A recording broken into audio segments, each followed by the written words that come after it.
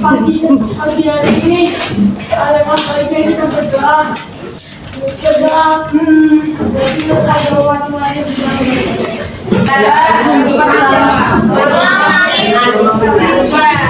tujuan pembelajaran kita pada pagi hari ini yaitu peserta didik dapat mengidentifikasi struktur teks prosedur. Yang kedua, peserta didik dapat menemukan ciri kaidah bahasaan dalam teks prosedur. Ini ada yang sudah pernah membuat Aku suka. tapi Wow, Arya. ya, kecil. Masak air, Ya, terus Mandi. ya, terus minum, tarik mie, ya. terus ada Jadi dalam membuat mie ini tidak langsung jadi ada langkah-langkahnya. Kenapa kita harus menyiapkan terlebih dahulu agar mie kemudian matang. Jadi nggak bisa kita langsung kalau panci atau misalkan kita nggak menyiapkan airnya terlebih dahulu. Nanti kalau misalkan pancinya itu ditaruh di kompor terus yang dimasukkan kan nanti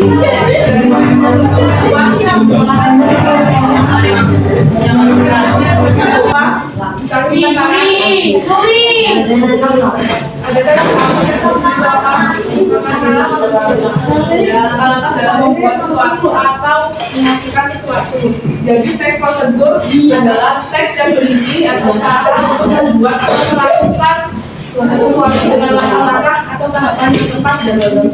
Kenapa harus tepat dan logis dan secara urut? Karena kalau langkah-langkah ini di skip atau diberikan tapi langkah-langkahnya itu nggak logis gitu. Dalam membuat sesuatu itu pasti ada yang berubah. Ngomong betul ya. Biasanya teks prosedur dapat ditemukan di dalam buku resep. Terus ada juga di pas buat memakai suatu alat. Jadi kalau kalian nih membuat kalian membeli kipas atau kalian membeli AC atau apa, pasti ada teks prosedur di dalam kemasan itu. Terus ada juga di kemasan produk. Contohnya tadi di mie instan, di belakangnya kan di dalam kemasannya itu kan ada langkah-langkah atau urutan cara pembuatan mie instan.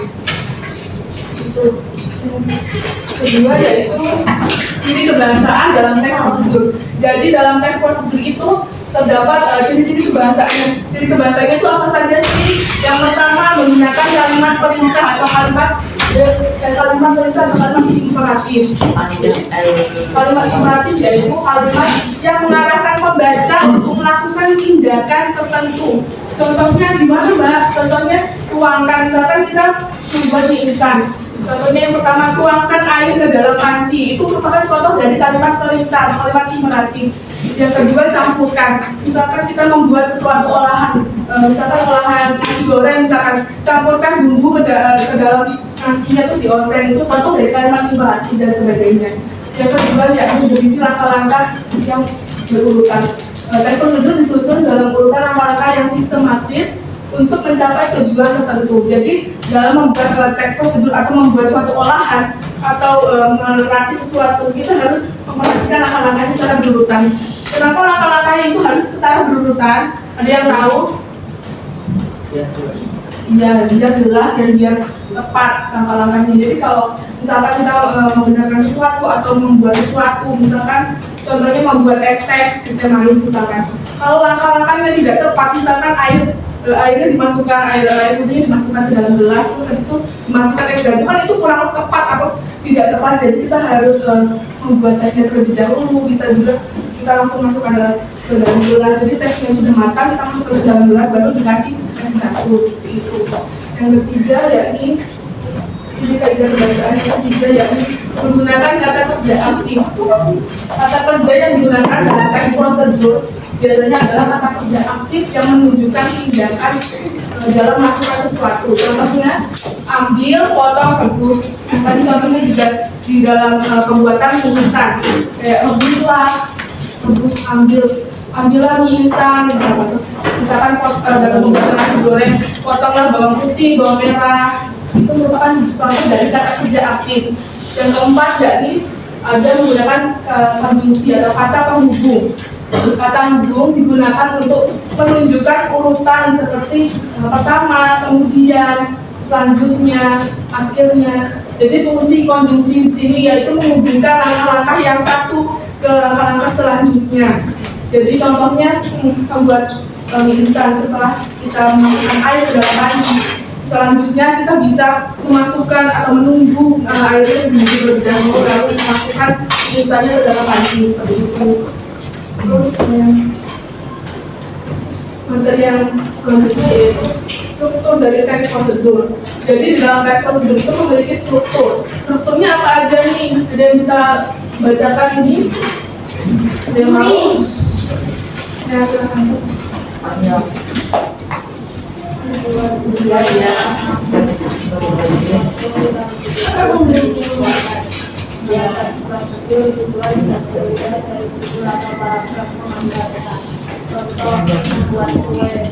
Nah, tujuan adalah maksud atau sesuatu yang dituju dari sebuah teks.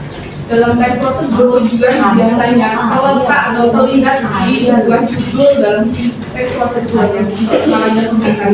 Jadi contoh membuat kue klepon atau kue klepon itu juga termasuk ke dalam tujuan. Kenapa kita langsung bisa mengisyaratkan kalau itu tujuan? Misalkan teks prosedur kue klepon kan itu berdasarkan kue klepon. Jadi kita tahu maksud dari teks prosedur itu apa. Jadi maksud atau tujuan dari teks prosedur itu yaitu membuat kue klepon. Yang kedua yang bisa bacakan, kita membacakan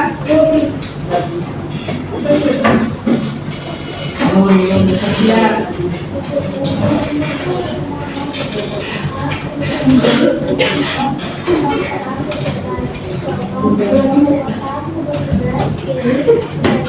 Ya, jadi di struktur dari teks prosedur ini ada alat dan bahan. Kenapa ada alat dan bahan? Karena teks prosedur itu sendiri yaitu teks yang menerangkan suatu pengolahan atau rangkaian urutan cara membuat sesuatu. Jadi harus dibutuhkan alat dan bahan. Contohnya pada pembuatan kue klepon itu harus membuat kue klepon itu dengan menggunakan alat dan bahan kayak misalnya tepung ketan, tepung terigu, terus juga ada alat seperti piring, sendok atau bisa juga mangkok seperti itu. Untuk teks prosedur yang ketiga ya ini langkah-langkah yang membacakan.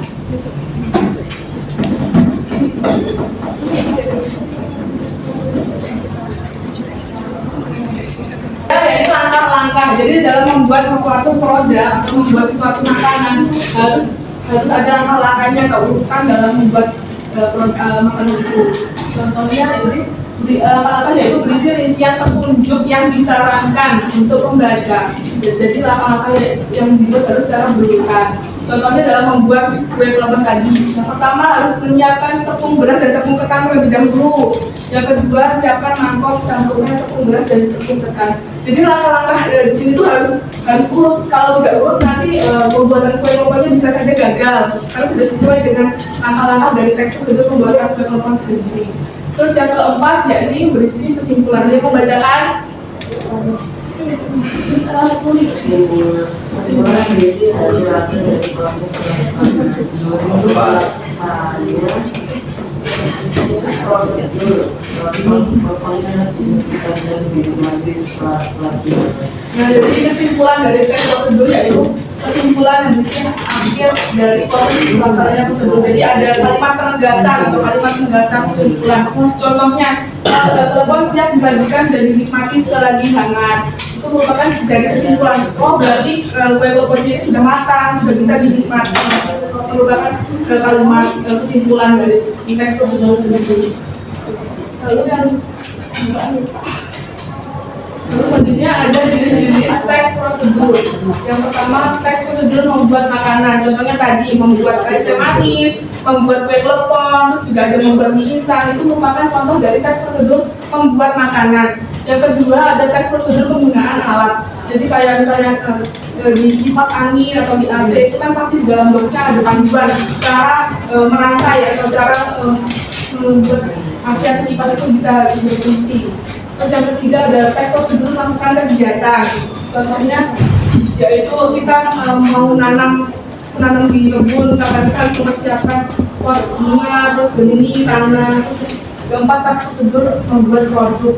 Jadi tes prosedur membuat produk ini sama nggak sih sama tes prosedur membuat makanan? Hampir sama. Kalau tes prosedur membuat produk ini contohnya membuat gantungan, gantungan kunci, terus contohnya lainnya yaitu membuat manik-manik dari gelang, itu juga merupakan tes prosedur membuat produk.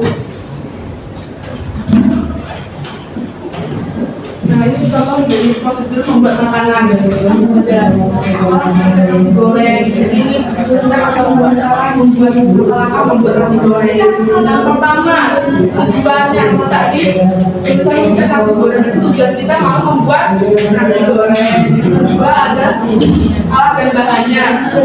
Mau alat dan bahannya wajan, spatula, piring, bahan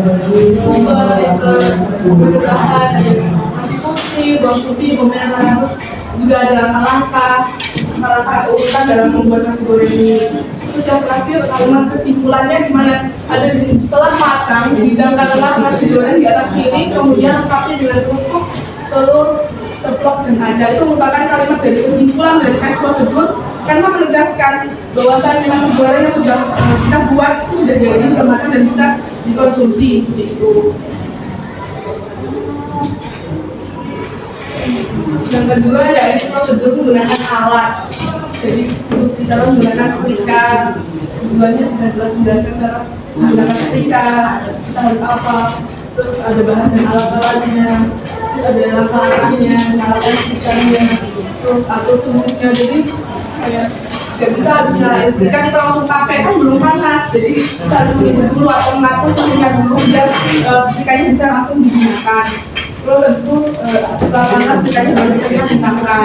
Jadi nggak bisa habis didorong setrikanya terus kita langsung pakai kan masih dingin. Jadi kita harus menunggu atau mengatur suhunya terlebih dahulu agar setrika bisa digunakan di pakaian yang panas. Itu yang terakhir ada akhir kesimpulan dulu. Pakaian yang disetrika dan bisa dipakai itu merupakan kalimat penegasan dari kalimat kesimpulan. Jenis yang ketiga yaitu prosedur melakukan kegiatan. Cara menanam sayuran misalnya, kan melakukan suatu kegiatan atau agenda. Alat-alat dan bahannya juga pot, ini, tanaman, tempat, cara menanam. Terus ada langkah-langkahnya dalam membuat ini gitu, misalnya sayuran juga ada akhir kesimpulannya juga. Memperhatikan itu prosedur membuat produk. Contohnya apa yang ada prinsip yang sama layang-layang. Nuri. Itu kan ada cara-caranya. Ada alat dan bahan, ada kertas, ada lem, juga ada langkah-langkah. Nah, gimana layangan itu bisa jadi? Bisa sampai ada bagian saya sini dapat kalimat kan itu ada bagian terpasang cepat dan rapi itu biasa dari kalimat yang tersebut.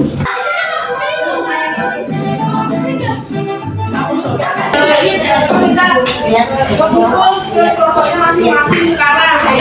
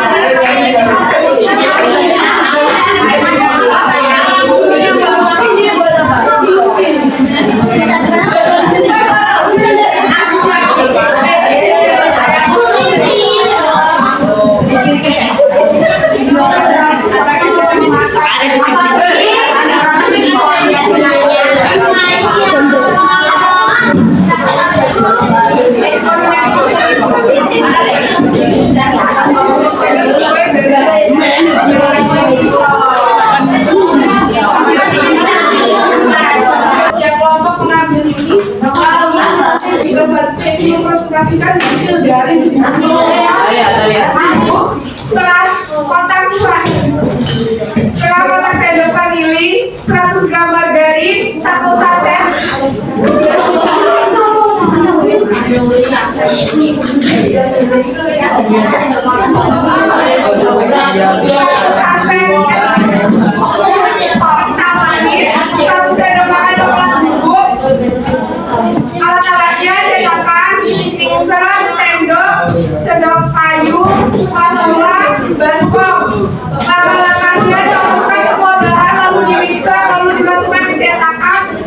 tim panggang juga matang. Pendukung bola juga matang. Jadi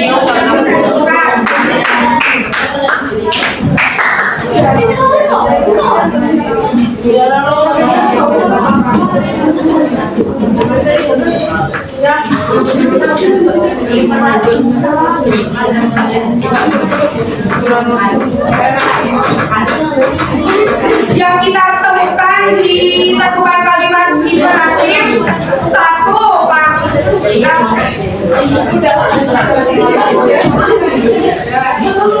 Satu sudah. Kita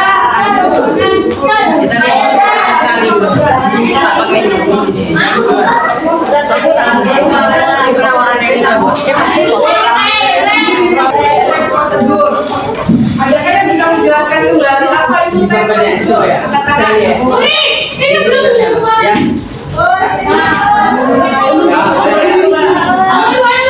ya, sekali itu ya. Itu ya, Mas. Dicoba kali itu ya. Iya, enggak boleh jadi.